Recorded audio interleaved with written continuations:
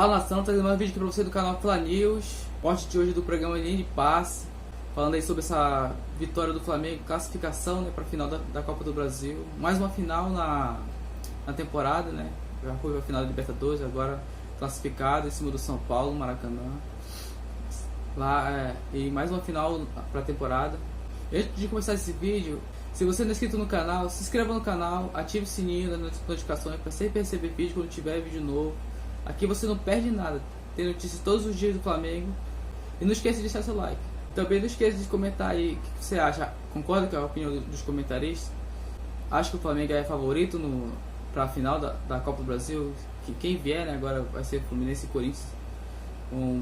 Vão disputar, né, a segunda vaga da final. Acho que o Flamengo é favorito contra esses dois clubes? Deixe sua opinião nos comentários aí. Então, chega de enrolação, vamos pro vídeo. Meses atrás, ele não se impõe contra os adversários tanto quanto aquele de 2019 ou perto daquele de 2019? Eu acho que, às vezes, sim. Aquele fazia essa imposição com mais frequência. Aquele marcava a saída de bola melhor do que esse. Eu não estou nem exigindo que esse faça igual, porque é um trabalho ali do Dorival, pegou coisa muito complicada. O Jorge Jesus teve um período de Copa América para preparar a equipe, né? Ele tirou a equipe do limbo, né? Como o Dorival também tirou. Eu acho que aquela equipe tem mais volume de jogo ofensivo do que essa, e essa, com a bola, é uma equipe muito elogiável. Eu acho que ela sem a bola ainda tem algumas lacunas, mas com a bola é uma equipe muito elogiável, uma equipe extremamente perigosa, aquela que você olha e você não tem nenhuma dúvida que ela vai chegar no mínimo 3, 4 vezes em condição de fazer o gol em qualquer jogo, até quando coletivamente não faz uma grande partida. Tá? Então, eu acho aquela equipe uma equipe que joga melhor, jogou melhor do que essa tem jogado. No mais, eu concordo com tudo que o Pedro disse, a classificação importante, para mim conseguida com muita tranquilidade, e uma tranquilidade previsível depois do resultado no Morumbi. O jogo de hoje foi tão simples que nem cara de semifinal para mim teve. Um jogo morno para uma semifinal de Copa do Brasil. O jogo do Morumbi, segundo tempo, né? Sim, o jogo do Morumbi foi um jogo quente. Jogo quente. O São Paulo coletivamente melhor que o Flamengo individualmente sobrando em relação ao São Paulo. São equipes incomparáveis. Equipes incomparáveis, essa que é a realidade quando a gente fala de competência, de capacidade, de qualidade de jogo e etc. Hoje, coletivamente, as equipes... A meia hora inicial hoje equivalente. Foi boa. Aquela meia hora inicial ali hoje. Não, foi boa, só que aí aquela coisa, o Flamengo não precisava jogar mais do que jogou. Sim. Acho que se tivesse, por exemplo, empatado o jogo de ida, teria feito o jogo melhor hoje pela própria necessidade de alguma coisa anímica ali que essa equipe tem. Né? Então, tranquilo, acho que o resultado mais do que merecido, passou a melhor equipe, passou o time que joga o melhor futebol do Brasil quando joga o seu melhor futebol, e acho que o São Paulo também, diante daquilo que o elenco pode produzir, diante do que é a temporada, São Paulo foi eliminado pela primeira vez no mata-mata antes de chegar à final da temporada. Eu acho que se olhar o elenco do São Paulo, que chegou à final do estadual, à final da Copa Sul-Americana e semifinal da Copa do Brasil, é para aplaudir o trabalho do Rogério Ceni. Eu acho que ambas as torcidas têm que ficar satisfeitas com o que as suas equipes produziram. Apenas uma delas feliz, porque obviamente o São Paulo queria chegar na final, mesmo sendo algo extremamente improvável, e o jogo não foi nada mais do que algo sem surpresas. Hoje a tal da caixinha de surpresas do futebol ficou bem longe e já era previsível que assim seria. Olha, o nosso fã de esportes aqui já participando pela hashtag Linha de Passe, o Beto, que é flamenguista, que é rubro-negro, ele bota o placar agregado dos últimos 6 encontros, Flamengo e São Paulo. 18-3, placares 5-1, 4-0, 3-1, 2-0, 3-1, 1-0. E antes disso, né, Jean, houve ali um recorte em que o São Paulo era o time que, um dos poucos times que se impunham, de certa forma, contra o Flamengo. Mas, nesses últimos 6 jogos, tem dado o Flamengo de lavada no confronto. Bem-vindo. Valeu, Paulo. Boa noite para você, boa noite para os companheiros. Eu acho que esses números, ou mesmo os números agregados da final em relação aos gols marcados, o 4-1, portanto, da semifinal, eles refletem muito a diferença da qualidade dos dois times, a diferença da qualidade dos jogadores, né? A diferença da qualidade do elenco, mais até do que foi o jogo. Porque você falava no começo do programa da diferença de finalizações hoje. Se você somar as finalizações dos dois jogos, vai dar 45-8 para o São Paulo. São 45 finalizações de São Paulo, 8 do Flamengo. Mas sabe aquela coisa de desenho animado, que às vezes tem o fortão e o mais fraquinho, e o fortão fica segurando a cabeça do fraquinho, o fraquinho fica tentando bater para todo lado, fazendo assim, e não pega? É meio que isso. Na verdade, o Flamengo... É uma pena que não tenha mais isso hoje. Só quem tem uma certa rodagem... Para conhecer essa imagem.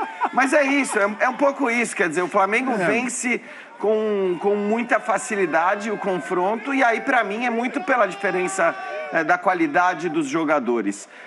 Eu entendo até que... por conta do primeiro jogo, e aí eu vou ampliar isso para as duas semifinais, da Libertadores e da Copa do Brasil. O Flamengo praticamente garantiu a sua passagem à final da Copa do Brasil no primeiro jogo e garantiu a passagem para a final da Libertadores no primeiro jogo.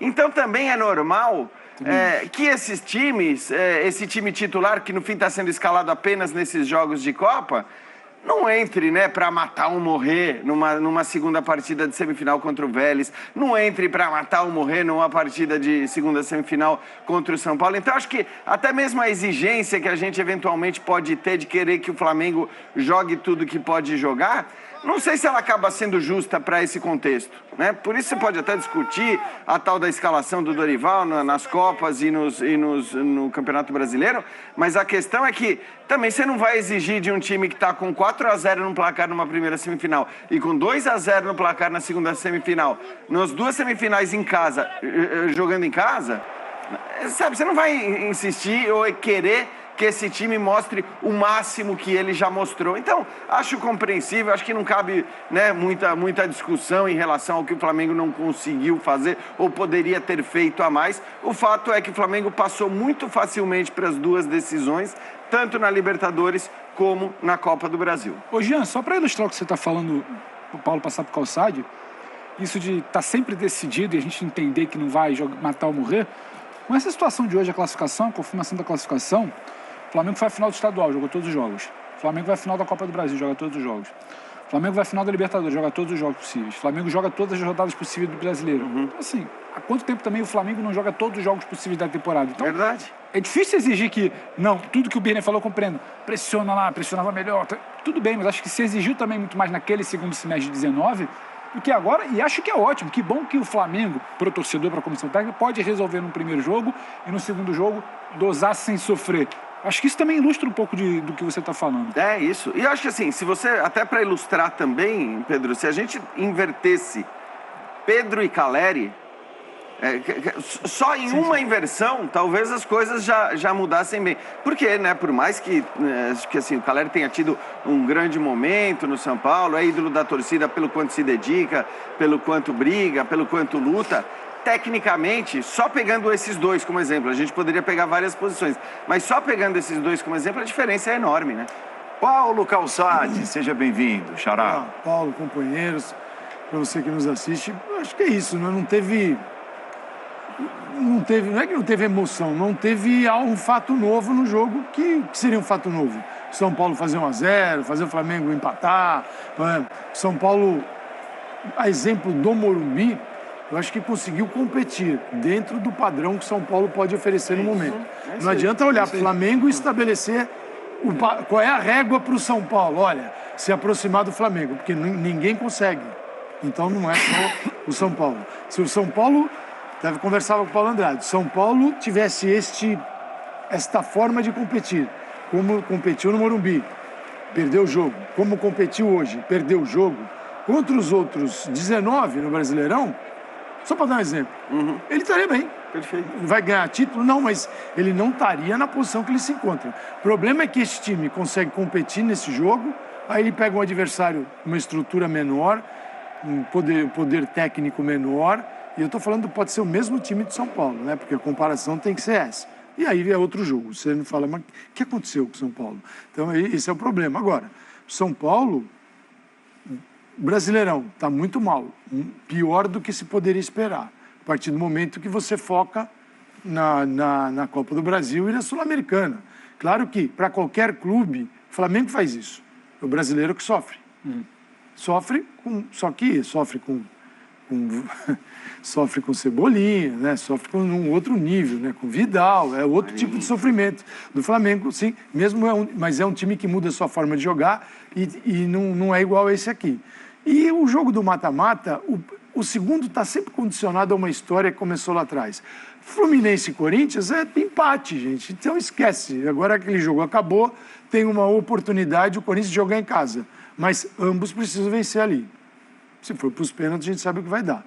Né? Agora, no caso do Flamengo, contra o Vélez, baixou, teve defeitos, mas tinha uma vantagem gigante. Contra o São Paulo, teve defeitos também, mas tinha uma vantagem. E não é que administrou, mas jogou sabendo dela. Defeitos do Flamengo. Quando perde a bola, eu acho que o Flamengo dá umas vaciladas que não vai poder ocorrer quando jogar a final da Libertadores. Principalmente nos 30 primeiros minutos hoje, né? E é assim, você olha, isso aconteceu contra o Vélez. Pô, o Gabigol tá voltando, num outro ritmo, a Arrascaeta tá no outro ritmo e Pedro. A saída de bola do adversário vence essa primeira barreira dos três. E o time não sobe tanto para se aproximar porque fica preocupado com isso. O que acontece? Você fica os três e a distância. E aí o adversário corre por dentro do Flamengo e faz o Flamengo correr muito para trás. Isso não é legal. Para uma final de campeonato não é legal. Para o jogo de hoje, muito velho. Só não...